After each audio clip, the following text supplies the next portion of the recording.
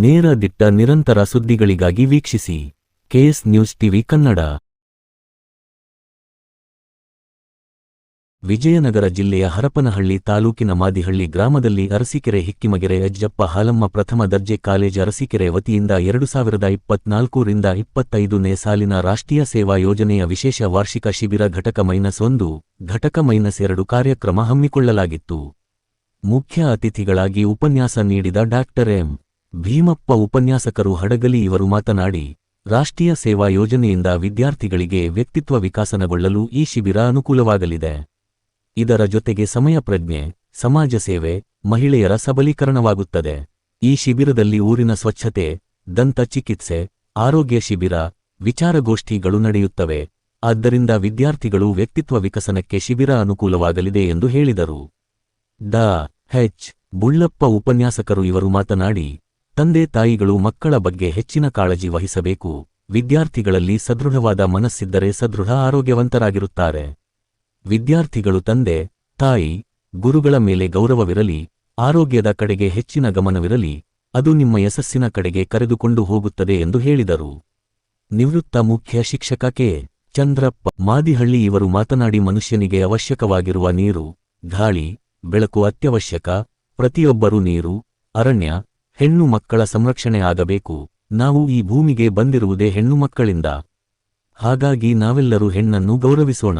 ಈ ಶಿಬಿರವು 7 ದಿನಗಳ ಕಾಲ ನಡೆಯುವುದರಿಂದ ಇದರ ಪ್ರಯೋಜನವನ್ನು ಪ್ರತಿಯೊಬ್ಬರೂ ಪಡೆದುಕೊಳ್ಳೋಣ ಎಂದು ಹೇಳಿದರು. ಈ ಸಂದರ್ಭದಲ್ಲಿ ವಿದ್ಯಾರ್ಥಿಗಳಿಂದ ಸಾಂಸ್ಕೃತಿಕ ಕಾರ್ಯಕ್ರಮಗಳು ನಡೆದವು. ವಿಎಸ್ಎಸ್ಎನ್ ಅಧ್ಯಕ್ಷ ಬಿ. ಶರಣಪ್ಪನವರು ಈ ಕಾರ್ಯಕ್ರಮವನ್ನು ಉದ್ಘಾಟಿಸಿದರು. ಅಧ್ಯಕ್ಷತೆಯೇ ಎಚ್. ಪಂಪಣ್ಣ, ಮುಖ್ಯ ಅತಿಥಿಗಳಾಗಿ ಡಾಕ್ಟರ್ ಎಂ. ಸುರೇಶ್, ಪ್ರಾಂಶುಪಾಲರು ಎ. ಎಚ್. ಮಲ್ಲಿಕಾರ್ಜುನ್, ಶಿವಣ್ಣ, ಗ್ರಾಮ ಪಂಚಾಯಿತಿ ಸದಸ್ಯರಾದ ಮಂಜುನಾಥ್, ಬಿ. ಗಿರಿಜಮ್ಮ, ಸಿದ್ದೇಶ್, ದಾದು ಸಾಹೇಬ್, ಕೆ.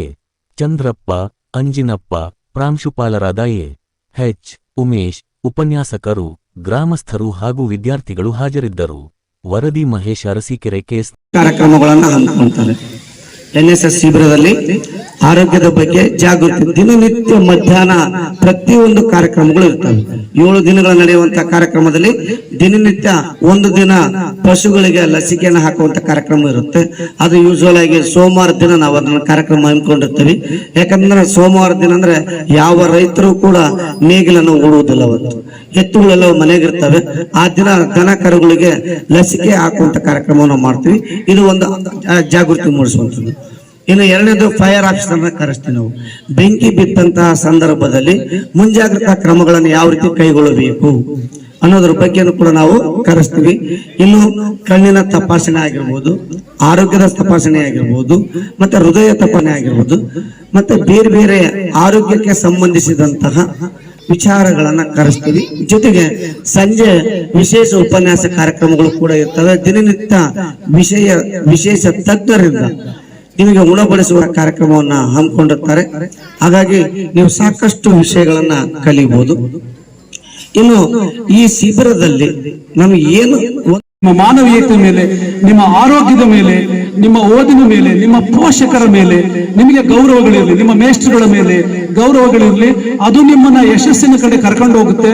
ನೀವು 100% ಸಕ್ಸಸ್ ಆದೇ ಆಗ್ತೀರಾ ಅನ್ನುವ ಮಾತುಗಳೊಂದಿಗೆ ನನಗೆ ಈ ಅವಕಾಶ ಕೊಟ್ಟಿದ್ದಕ್ಕಾಗಿ ಇಡೀ ಸಂಸ್ಥೆಗೆ, ಈ ಊರಿನ ಗ್ರಾಮಸ್ಥರಿಗೆ ನಮಸ್ಕರಿಸುತ್ತಾ ನನ್ನ 2 ಮಾತುಗಳನ್ನು ಮುಗಿಸ್ತೇನೆ.